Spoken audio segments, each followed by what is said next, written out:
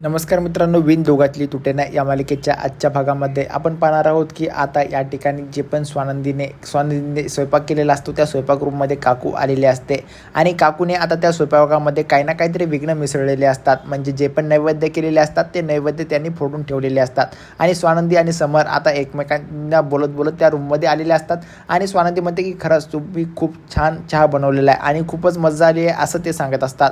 मात्र हे सर्व करत असताना आता काकू ना न बघता त्या ठिकाणी काकू त्या रूममधून बाहेर पडते आणि आता स्वानंदी आणि समरला समजत पण नाही की काकू या रूममध्ये आलेली आहे. त्यानंतर आता स्वानंदी समरला म्हणते की मी बघा आता आपलं जे पण नैवेद्य आहे ते आता शिजले असतील, मी बघते उघडून. आणि स्वानंदी आता नैवेद्य उघडून बघते तर काय ते नैवेद्य पूर्णपणे या ठिकाणी फुटून गेलेले असते. त्यानंतर समर म्हणतो की स्वानंदी हे असं काय झालेलं आहे, एडेवाकडे असे नैवेद्य का झालेले आहेत, तुमचा चेहरा एवढा काय पडलेला आहे असं ते बोलत असतात. त्यानंतर स्वानंदी म्हणते की मी तर सगळं काय व्यवस्थित केलेलं होतं, मात्र हे नैवेद्य अचानक कसे काय फुटले. मात्र हे सर्व बोलत असताना ते दोघे तेवढ्यात काकू येते आणि काकू म्हणते की का गं स्वानंदी, झाला का स्वयंपाक, आपल्याला वेळेच्या आत स्वयंपाक आवरायचा आहे. मात्र आता काकू पण बघते की हे नैवेद्य कसं काय काय फुटले, हे तर असा प्रसाद आपण देवाला नाही चालू शकणार, कारण की हे खूप आता विघ्न काहीतरी घडलेलं आहे असं काकू आता त्यांना बोलण्याचं नाटक करत असते. मात्र हे सर्व गोष्टी आता काकूने केलेल्या असतात. त्यानंतर स्वानंदी म्हणते की काही नाही होत, मी आता पुन्हा वापस नैवेद्य हे तयार करायला घेते. त्यानंतर आता काकू म्हणते की वेळेत तर होणार आहे ना. त्यानंतर आता त्या ठिकाणी स्वानंदी म्हणते की हो काकू, वेळेतच कराल मी. आणि त्यानंतर आता स्वानंदी म्हणते की स्वानंदीला काकू म्हणतात की तुला काही मदत हवी असली तर मी मदत करते, नाही तर सुष्मिताला सांगते. त्यानंतर काकू आता सुष्मिताला आवाज देते, तेवढ्यात सुष्मिता येते. मात्र सुष्मिता म्हणते की मी मदत करू शकले असते ताई तुला, पण मात्र माझ्या हाताला मेहंदी लागलेली आहे असं बोलते. त्यानंतर आता स्वानंदी म्हणते की नाही राहू दे, तू मेहंदी लागलेली आहे ना, नको करू, मी करून घेईल असं बोलत असते. का आणि मग आता सुष्मिता निघून गेल्यानंतर काकू पण म्हणते की मी तुला मदत करू का. मात्र काकू स्वतःचं डोकं दुखण्याचं नाटक करत असते. मात्र हे डोकं दुखण्याचं नाटक करता करता काकू आता जवळचं जे पण पीठ असतं ते पीठ सांडवून देते, कारण की आता स्वानंदीला पुन्हा एकदा काम एक्स्ट्रा लागावं असं काकूंची इच्छा असते आणि हे सर्व गोष्टी वेळेमध्ये घडू नये असं काकूला वाटायला लागतं. मात्र आता त्यानंतर स्वानंदी काकूला म्हणते की नाही राहू द्या, पीठ तुम्ही सांडलं आहे ना तुमच्याच्याने, ते मी भरून घेईल. आणि आता काकूला समर तिथून घेऊन जातो. मात्र हे सर्व गोष्टी काकूने मुद्दामून घडवल्या हे स्वानंदीला माहीत असतं. स्वानंदी म्हणते की तुम्ही पीठ ढकलून दिलं, एवढं तर मी मूर्ख नाही की ह्या गोष्टी तुम्हीच स्वतः घडत आहेत हे मला समजणे एवढ्या तर मी मूर्ख नाही असं आता ते स्वानंदी बोलत असते. आणि त्यानंतर आता समर आणि ते स्वानंदी स्वतःचं पीठ आता त्या ठिकाणी ते भरून घेतात. त्यानंतर स्वानंदी आता इकडे सर्व स्वयंपाक करत असते आणि आता स्वानंदीला पूर्णपणे झोप आलेली असते. इकडे काकू पण म्हणते की तुमच्या नादात माझी काही झोप होत नाही.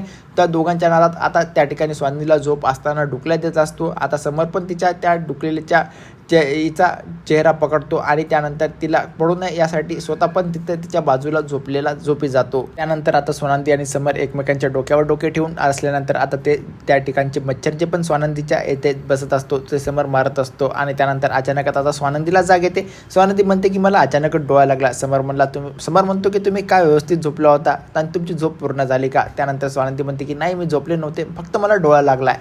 आणि चला तर बघूया आपले जे पण धिंड झाले आहेत का. त्यानंतर आता ते उकडून बघितलेले धिंडे बघतात. आता त्यांचे धिंड पूर्णपणे या ठिकाणी शिजलेले असतात. आता ते देवाला जे पण 111 धिंड टाकायचे प्रसादमधून नैवेद्य ठेवायचे असतात, आता ते सर्व त्या ठिकाणी मोजून घेतात आणि धिंड तेवढा बरोबर करेक्ट असतात.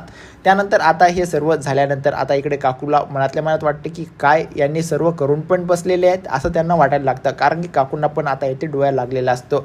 मात्र हे सर्व करत असताना आता समर जे पण स्वानंदीवर खूप खुश झालेला असतो आणि समर आता स्वानंदीचं डोकं पकडतो आणि त्या डोक्यावर एक चुंबन घेतो. मात्र हे सर्व करत असताना स्वानंदी म्हणते की हे कशासाठी होतं. त्यानंतर आता समर म्हणतो की माझी बायको खूपच कष्टाळू आहे आणि तुमच्या मेहनतीमुळे हे सर्व काही मी केलेलं आहे असं बोलल्यानंतर आता स्वानंदी म्हणते की असं का. आता त्यानंतर स्वानंदी स्वतः समरचं पण या ठिकाणी डोकं पकडते आणि त्यांच्या पण डोकावर चुंबन घेते. त्यानंतर आता हे सर्व करत असताना त्या दोघांना पण खूप खुशी होत असते.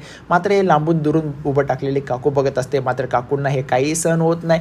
त्यानंतर आता हे सर्व गोष्टी घडल्यानंतर समर आणि स्वानंदी आता ते म्हणतात की चला तर मग आता आपलं सर्व काम उरकलेलं आहे, आता आपण झोपायला जाऊ असं त्या दोघांचा प्लॅन असतो आणि ते त्यातून स्वयंपाकघरातून आता बाहेर पडतात. मात्र हे सर्व करत असताना आता स्वयंपाकघरामध्ये काकू चक्क आलेले असतात आणि काकूच्या घरामध्ये गेल्यानंतर इकडे तिकडे ते धिंड कुठं आहे ते याची शोधाशोध करत असतात. मात्र काकूला ते काही सापडत नाहीत. काकू विचार करतात की कुठे ठेवले असतील.